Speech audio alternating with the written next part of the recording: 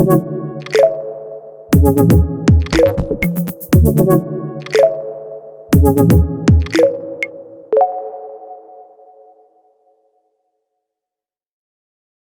guys, Toshi here from Mixing Tips, and today we are going to continue with mixing the elements from our drums and finalize this group. What we have left here are several tracks of heads and cymbals and also some percussion tracks as well. When we mention the step of grouping, this is the point where we like to add one or two more subgroups in the drums and process the heads and the percussions together as a whole. Our plan here is to finish the mix first with the most basic processing, and after that we are going to show many mixing tips over this mixed bit. We will not engage more deeply for now, and we will try to get over with the mix faster just to get to the interesting point of our journey. Okay, so let's see what we have at hand here. Okay, so now we are going to continue with grouping these heads, cymbals and percussions into one group, which will be routed in the main drum group. Now I will create the group and move on. Okay, we need stereo. That will be group 5. We'll put it in the drums and just above the heads. I will name it rest of the drums, and I will route every element remaining into this group. Okay, the routing in Cubase can be done from here. This is our new subgroup, and from here, instead of going to the main drum group, we just need to put those elements in the rest of the drums group. Rest of drums.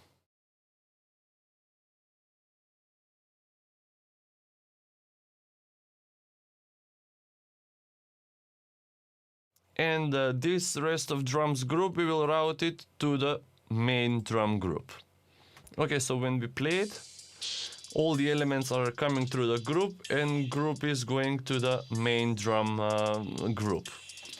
Okay, so now firstly we are going to proceed with basic cutting here with Q3 from FabFilter.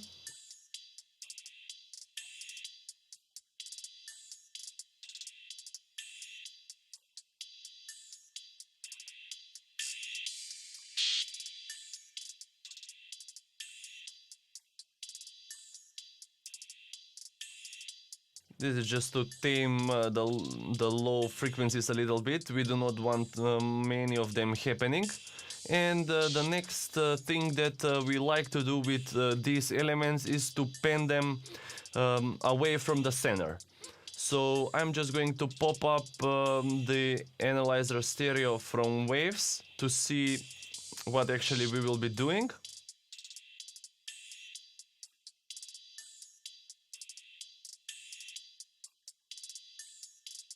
And I will move on with going one by one here. So I will start with the first track. These are the basic heads. I will have them slightly right. And the next most busiest track is this percussion track. This will go left. So this is an open head.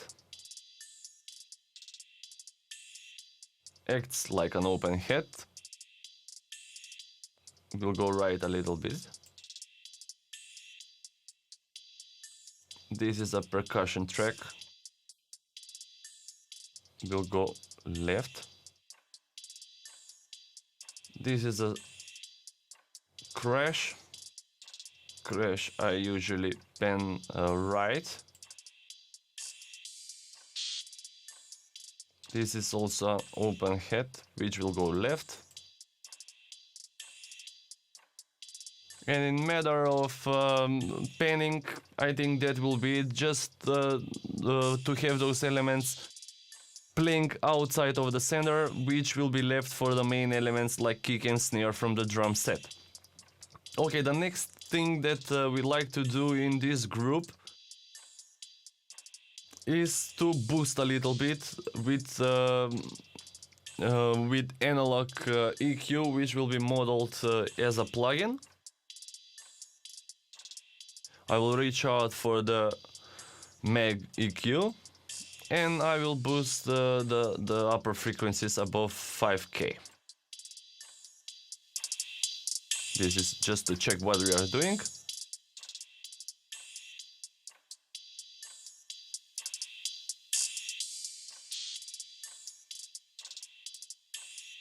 And now we can just blend it with the kick and the snare.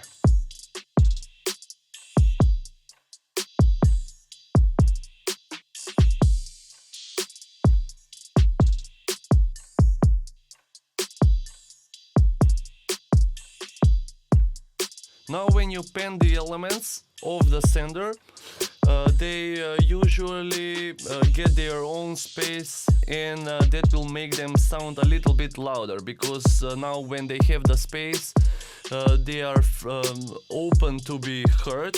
That's why we can rebalance a little bit, not to have any of those elements going too loud or to be too quiet in some cases. Now we are satisfied with the outcome of the drums. We actually do not need any compression here, because these elements need to have this dynamic space left. We do not want to crush them too much.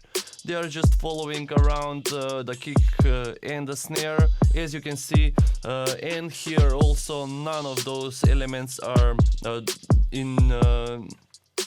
in some problems with the main elements like the snare. Most of the time, if they are too loud in the upper frequencies, they might mess with the snare upper frequencies, but when they are panned in a stereo field, actually there is enough space for all the elements, no matter the frequencies they play in. So basically that will be it with the drums. We are quite satisfied with the outcome. Now I'm just going to double check at what level the drum set is playing. We are a little bit above what we like, but there is pretty good headroom left of 6 decibels, which will be enough for the drums to be even more pumped in the mastering phase. Okay, so that will be it for now. For the next video we will move on with the other elements from the melodies. We will pay more attention to the main. We will find a focus element in the melody which will actually lead the beat, and also we will wrap around the other elements around that main one. So thanks again for tuning in, subscribe to our channel, share the love, and see you in the next video.